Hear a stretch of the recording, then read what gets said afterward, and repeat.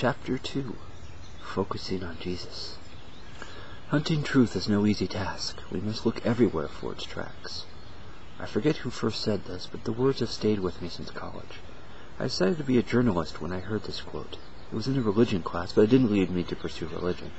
Instead, I wanted to get out into the world. I wanted to be someone who could tell others about the truth and find where it led. Maybe that's why this series on churches became so interesting to me. Yet I still couldn't quite see the tracks. I think I lost the trail in some proverbial river and now find myself on the other side trying to pick it up again. I keep poking around the brush, looking under rocks, taking steps down various paths. There is something. I know it. There has to be something out there that whispers into my soul and leads me to a deeper truth. No pressure, I say to myself. Only my soul. I laugh at my private sarcasm as I pull my Jetta into a parking garage not far from the church. Taking this stuff too seriously was likely the worst thing for my soul. I lock the car and walk down the block. I don't see a church or anything that suggests a church, only restaurants, bookstores, a small art gallery. I don't see anything suggesting sacred space. Maybe I heard the street name. I get worried when the large white numbers on a canvas awning match those on my post-it note. I've learned by now that steeples and crosses aren't very common, especially the smaller churches, and space is hard to come by in Pasadena. If a community of faith hasn't found a nice plot of land sometime in the earlier part of the 20th century, it likely had something to do a little bit more, well, makeshift. Over the last few weeks, I've seen churches and gyms, rented space in shopping centers occupying the basements of larger churches. I've been in all sorts of curious locations that at least once a week host a pastor, a congregation, and a worship band. Churches often pop up wherever space can be found. Still, this address must be wrong. What I see is very nice, only it definitely isn't a church. The dark green canopy over the outdoor patio in front reads, the Columba Pub and Restaurant. It's an all-brick building, an old-looking building, or at least what passes for old in Southern California, which means it may date as far back as the 1920s. The pub itself has a dark green outdoor furniture on the patio, with light-padded chairs and metal tables matching the canopy above. 2 heaters stand between the tables to provide warmth on cool evenings. Inside the furniture is dark, heavy wood. The room is decorated in the model of a European pub. It is very inviting, even if it's not particularly Sunday morning inviting. Most of the tables are empty. It's early yet.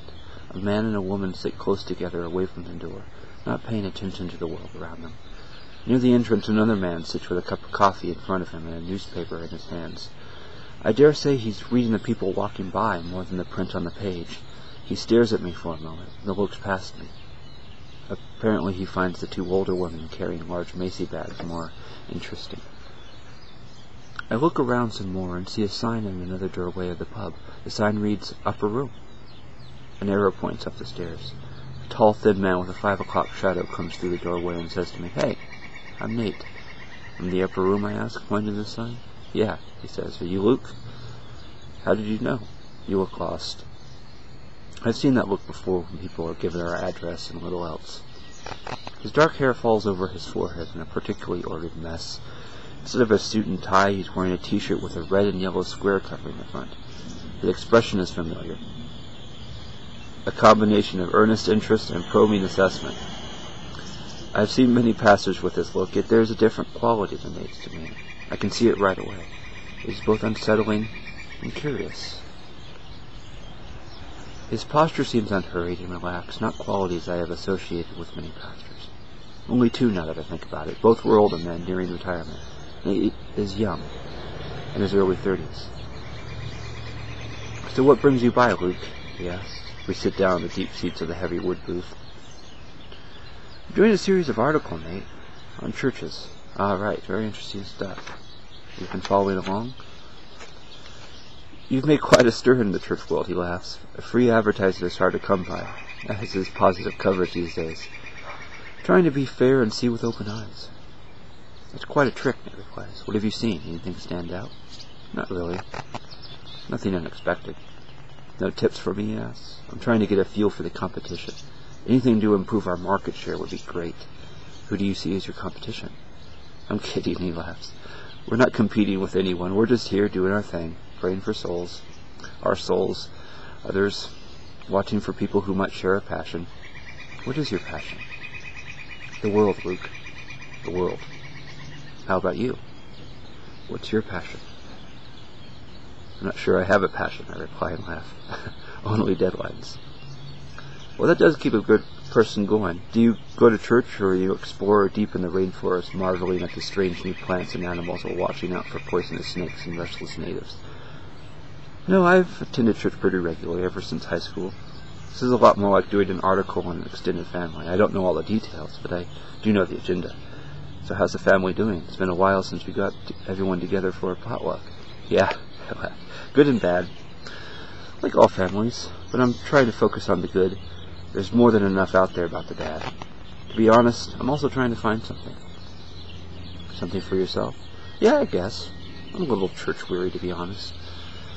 Not just because of this series. Before I started, burnout or something. So I'm researching. The series came at a good time for me, hopefully.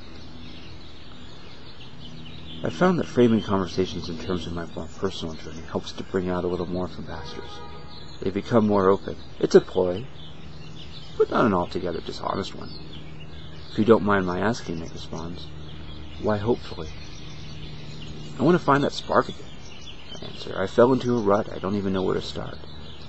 Starting is the hardest bit, Nate replies. Well, that and the muddy middle and sometimes getting to the end is pretty rough, too. It's a worthwhile trip, though. Have you any new insights about your quest? I suppose a few, but not as many as I'd like, which is why I'm eager to hear what others think. What have you found? I ask. Do you have anything to help a fellow traveler find his way in a complicated world? Keeping me on focus, he replies and laughs. I tend to avoid talking about myself if I can. Other people seem a lot more interesting, so I want to hear who they are and what they're up to, you know? I'm just a guy sitting in a pub who apparently heads a church. At least that's what I'm told. Told that too, he laughs. Sometimes. But since you're here for a story, I guess I should oblige. What do you want to know? Tell me about your church. And don't try to turn the conversation back around to me. I'm wise to the ways of pastors. We both laugh. The waitress comes by with a glass of water. Anything to drink or eat? She asks. Coke would be great, I say. The waitress smiles and walks out. All right, Nate says. Do you want to know about the upper room? Anything in particular? How about starting with the most basic? I'm still pretty confused about where you all meet. Your church is upstairs, above a pub? No, he replies. It isn't? So where is your church? Someone's home? Somewhere nearby? No, the pub isn't downstairs for the church because this is the church. Upstairs and downstairs. It's all part of who we are. The pub is part of the church. Yeah. The place we eat and drink is infused with the rest of our activities. Upstairs is our more purposeful area of prayer, worship, and discussion. It's also where I sleep, but that's besides the point. Downstairs is where we participate with everyone. We also run the coffee shop bookstore next door for coffee and books. Our hope is to have places where people can gather and feel comfortable. So the upper room is what? Just that, an upper room upstairs. First week we were here before the Columba opened for business. We were sitting around a table trying to think of a name for our community. Jen, one of our founding members, I think you spoke with her on the phone, said she was just tired of talking and was going to the upper room to pray about it. We realized the symbolism, so we started calling it that. We had our name. Soon after that, we had our website. Why this approach? Why here? Is this about being trendy or relevant? I ask myself the same question every day, Nate says with a laugh. Really? It all came down to Jesus. Jesus told you to start a new pub in a church? I asked. No, that would make a better story. I was looking for Jesus. It seems he wanted me to find him here because that's how the Holy Spirit worked things out.